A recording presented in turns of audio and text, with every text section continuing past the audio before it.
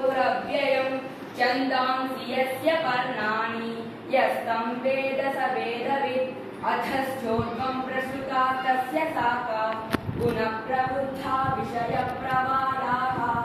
अधस्य मूलान्यनुसन्ततानि कर्मानुबन्धीनि मनुष्यलोके न रूपमस्येह तथोपलभ्यते नातो न चाव्यन्न च सम्प्रतिष्ठा अस्वत्थमेनं सुविरूढमूलम् असङ्गशस्त्रेण रूढेन चित्वा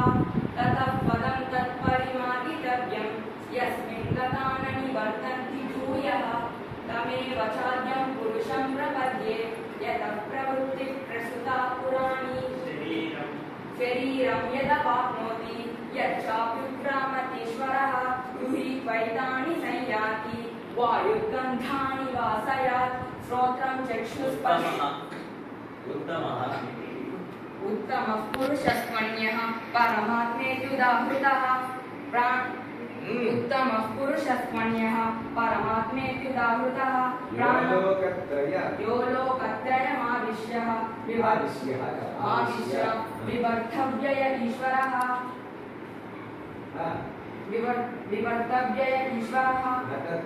न तद्भासयते सूर्यो न शशाङ्को न पावकः यद्गत्वा न निवर्तन्ते तद्धाम परमं मम